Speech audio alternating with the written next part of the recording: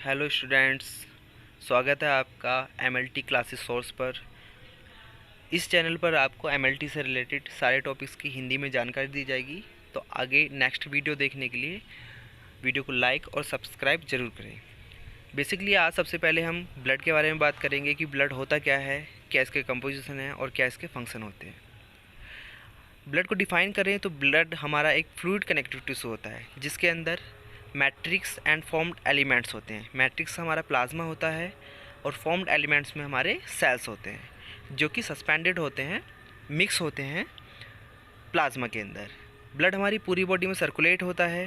Blood का pH 7.4 होता है।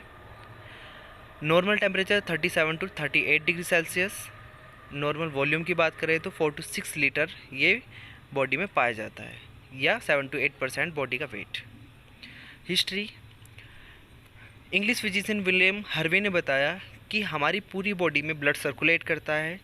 तो वो कैसे करता है, यानी कि जो लंग्स आपके होते हैं वहाँ से आर्टरी के थ्रू ब्लड पूरी बॉडी में जाता है और वहाँ से वेन के थ्रू लंग्स तक वापस आता है। तो इसी तरह से पूरी बॉडी में ये पूरे 24 आवर्स ये सर्कुलेट होता रहता है।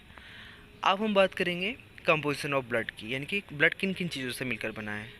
अगर हम 100% होल ब्लड लेते हैं तो उसमें हमारा 55% प्लाज्मा होता है, 45% हमारी सेल्स होती हैं। अगर हम 100% प्लाज्मा को देखें तो 90% इसमें वाटर होता है, 10% में हमारा protein, lipid, carbohydrate, amino acid, antibody, hormones, electrolytes, waste, salts and ions होते हैं।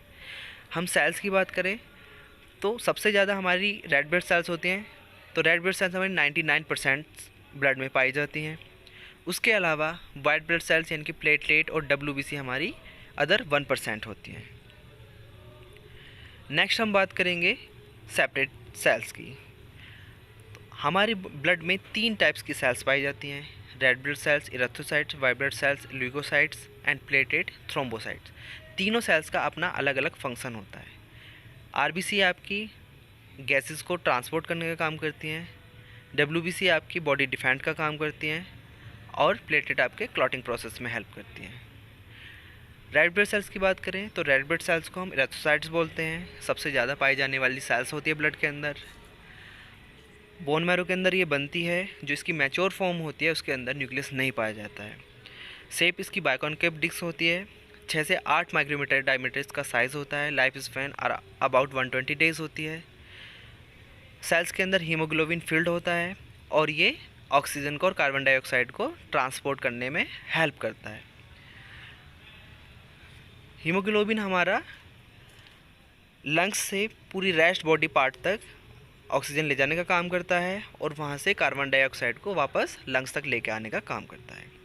नेक्स्ट हम बात करेंगे WBC की। WBC को हम ल्यूकोसाइट्स बोलते हैं। ब्लड में सबसे बड़ी सेल्स होती है। लोएस्ट नंबर होता है इनका 4500 से 11000 पर माइक्रोलीटर। कुछ सेल्स ये बोन मैरो में बनती हैं, कुछ लिम्फ ग्लैंड से बनते हैं।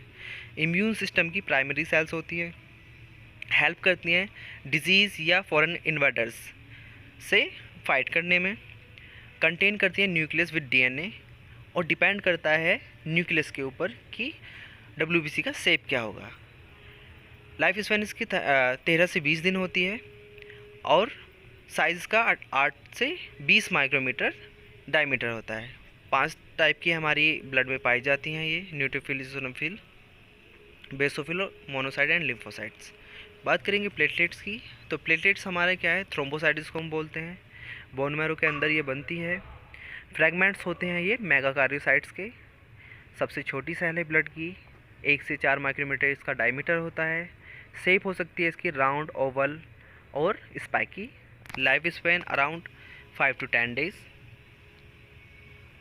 बाकी अगर इसके फंक्शन की बात करें तो ये क्लॉटिंग प्रोसेस में हेल्प करती है और वाउंड को भी, जो आपके घाव हैं उनको भी सील करने का काम करती है और जो वहाँ से ब्लड लॉस हो रहा है यानी कि ब्लड बह रहा है उसको रोकने में हमारी हेल्प करती है। और ये रिपेयर करते हैं हमारी डैमेज ब्लड वेसल्स को। 1.5 लाख से 4 लाख पर माइक्रोलीटर इसका नॉर्मल वैल्यू होती है ब्लड के अंदर। जब हम इसको स्टेन करते हैं तो ये ब्लूइश विद रेडिश और पर्पल ग्रेनुल्स टाइप के दिखाई देते हैं, जो कि आपको इमेज में दिखाई दे रहा है। नेक्स्ट हम बात करेंगे ब्लड के फंक्शन की। तो ब्लड का फंक्शन क्या है? ब्लड रिस्पॉन्सिबल होता है बॉडी के अंदर गैसेस को ट्रांसपोर्ट करने के लिए, जैसे oxygen and carbon dioxide, transporting waste product, transporting nutrients, helping remove toxin from the body. जो हमारी WBCs होती हैं वो बॉडी को डिफेंड करती हैं फॉरेन इन्वेडर्स से, यानी कि सुरक्षा प्रदान करती है हमारी बॉडी को, या जो बाहर के इन्वेडर्स होते हैं।